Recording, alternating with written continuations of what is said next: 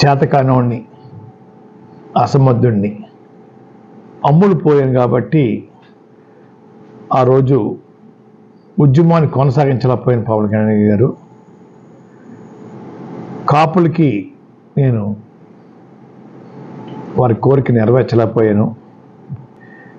మీ చేతిలో రాష్ట్ర ప్రభుత్వం, కేంద్ర ప్రభుత్వం కూడా మీ చేతిలో ఉన్నాయి.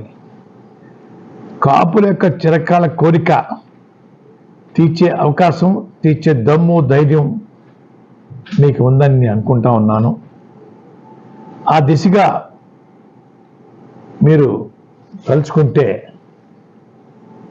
కొన్ని రోజుల్లోనే రాష్ట్రంలోనూ కేంద్రంలోనూ ఆ రిజర్వేషన్ ఇప్పించగల సత్తా మీకు ఉందని నేను భావిస్తూ ఉన్నాను.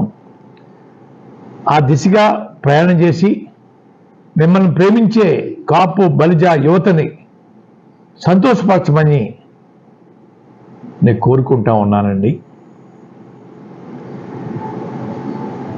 అలాగే మీ చేతిలో రాష్ట్ర ప్రభుత్వం, కేంద్ర ప్రభుత్వం మీ చెప్పు చేతల్లో మీ అండతో ఉన్నాయి కాబట్టి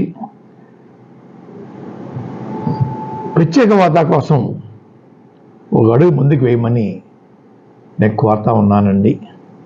అది కూడా సాధించాలండి. యువత చాలా నిరాశ నిస్పృహతో ఉన్నారు. ఆ రోజు ఎక్కువ మెజార్టీ ఉండటం వల్ల బీజేపీ ప్రభుత్వం జగన్ గారి కోరికను మన్నించలేదు. ఈరోజు మెజార్టీ తగ్గింది కాబట్టి మీ ప్రభుత్వం యొక్క అండతో కేంద్ర ప్రభుత్వం నడిచే పరిస్థితి వచ్చింది కాబట్టి మీ మాటకి చాలా విలువిస్తారు కాబట్టి ప్రత్యేక హోదా కార్యక్రమం మీద కూడా దృష్టి పెట్టమని, మరొకటి విశాఖ స్టీల్ ప్లాంట్ కోసం ఎందరో బలిదానాలు చేశారండి. ఎందరో, కొన్ని తెలిసి, కొన్ని తెలియక, కొంచెం బయటకు వచ్చినాయి, కొన్ని బయట రాని ఉన్నాయండి. అలాగే చాలామంది ఆ రోజు గౌరవ శాసనసభ్యులు ఆ స్టీల్ ప్లాంట్ సాధన కోసం పదవులు త్యాగం చేశారండి. అటువంటి స్టీల్ ప్లాంట్ని ఈరోజు ప్రైవేటు పరం చేయడానికి గతంలోనే తీర్మానం చేశారు కేంద్రంలో. ఈరోజు మీ చేతిలో కేంద్ర ప్రభుత్వం ఒక కీలుబొమ్మ, మీరేం చెప్తే చేయవలసిందే వారు. కాబట్టి అది ప్రైవేట్ పరం అవ్వకుండా ప్రభుత్వం ఆధీనంలో ఉండేలాగా ప్రయత్నం చేయమని నేను కోరుతా ఉన్నానండి.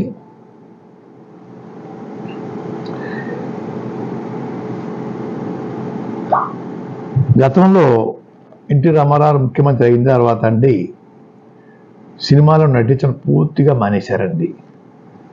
అది చట్టం ఒప్పుకోక అన్నది నాకు తెలియదు కానీ రూల్స్ పూర్తిగా మానేశారండి. ఆయన తర్వాత ఒక సినిమాలో నటించవలసి వస్తే కేంద్ర ప్రభుత్వ పర్మిషను, సుప్రీంకోర్టు పర్మిషను తీసుకుని ఒక సినిమాలో నటించారండి. మీరు కూడా పవన్ గారు వారి బాటలో పూర్తిగా సినిమా రంగాన్ని వదిలేసేసి ప్రజాసేవకి మీ జీవితాన్ని అంకితం చేయండి. ముఖ్యంగా కాపు యువత, బలిజ యువత, వారికి సేవ చేయండి. ఇంక సినిమా రంగం పూర్తిగా వదులుకుంటే మంచిదని నా భావన అండి. అక్కడ ఇక్కడ రెండు కాళ్ళు వేయటం కష్టము. ఎన్టీ రామారావు గారు లాంటి వారే ఇక్కడే కొనసాగారండి. ఒక సినిమా మాత్రం పర్మిషన్ పుచ్చుకుని నటించారు. ఆ దాన్ని మీరు కూడా నడిస్తే బాగుంటుందని అభిప్రాయపడతా ఉన్నాను.